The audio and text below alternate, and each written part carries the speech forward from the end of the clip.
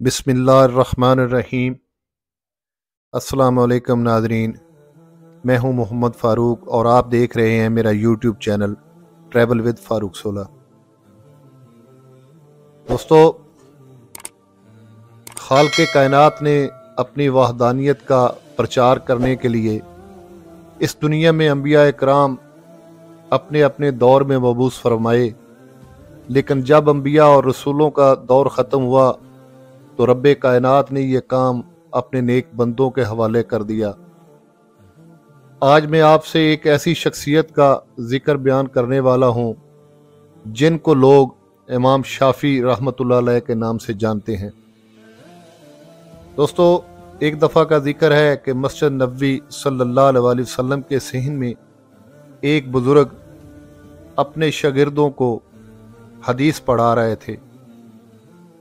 मस्जिद नबवी इस मस्जिद का नाम है जो हज़रत मोहम्मद सल्लल्लाहु अलैहि वसल्लम ने मदीना शरीफ में उस वक्त बनाई थी जब आप मक्का शरीफ से हिजरत करके मदीना तशरीफ़ लाए थे।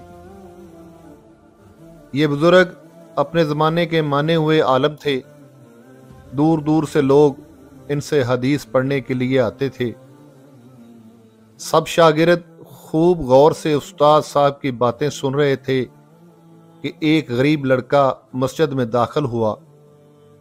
उसका लिबास मामूली था और ना उसके पास तख्ती थी और ना कलम दुआत, लेकिन उसके चेहरे से शराफत जाहिर होती थी।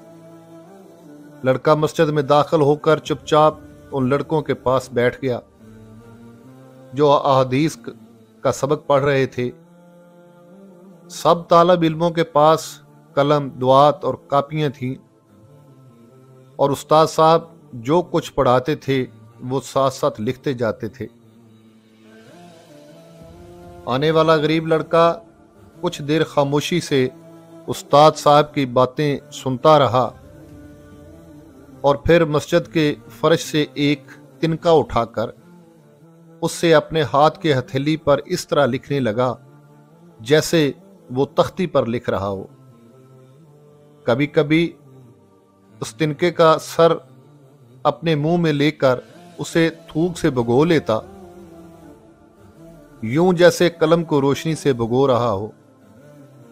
जब लड़कों को छुट्टी हुई और वो अपने अपने घरों को जाने लगे तो उस्ताद साहब ने गरीब लड़के को अपने पास बुलाया और कहा, बेटा, जब हम बच्चों को हज़रत मोहम्मद सल्लल्लाहु अलैहि वसल्लम की हदीस पढ़ा रहे थे तो तुम बार बार तिनका मुंह में डालते थे और उसे थूक में भिगोकर अपनी हथेली पर लिखने लगते थे।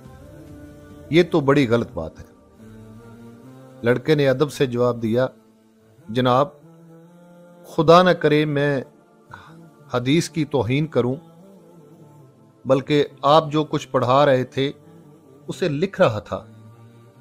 उस्ताद साहब बोले, अगर ये बात है तो आगे आओ और हमें अपनी हथेली दिखाओ।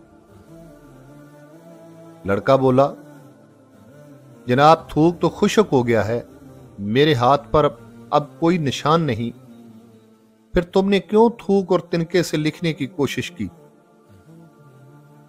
ये बात तो मामूली अक्ल वाला भी समझ सकता है कि थूक बहुत जल्द सूख जाता है।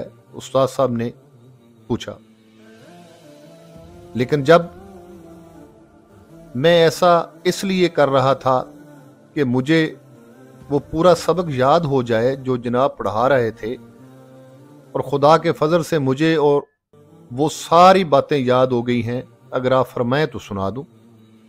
उस्ताद साहब ने फरमाया, सुनाएं। उस गरीब लड़के ने वो सारी हदीसें बिल्कुल ठीक ठाक सुना दी जो उस्ताद साहब ने पढ़ाई थी। उस्ताद ने उसे सीने से लगा लिया और कहा, प्यारे बेटे, रोज पढ़ने आया करो, हमें यकीन है कि तुम बड़े होकर बहुत बड़े आलम बनोगे। उस्ताद साहब की ये बात बिल्कुल सच साबित हुई। वही गरीब तालिब इल्म बड़ा होकर इमाम शाफी रहमतुल्लाह अलैह कहलवाया और ऐसी इज्जत और शोहरत पाई कि ऐसी इज्जत और शोहरत खास खास लोगों को ही मिलती है। नादरीन, امید کرتا ہوں میری یہ آج کی ویڈیو آپ کو پسند آئی ہوگی۔ ملیں گے نیکسٹ ولاگ میں نیکسٹ ویڈیو کے ساتھ، تب تک کے لیے اجازت۔ پاکستان پائندہ باد۔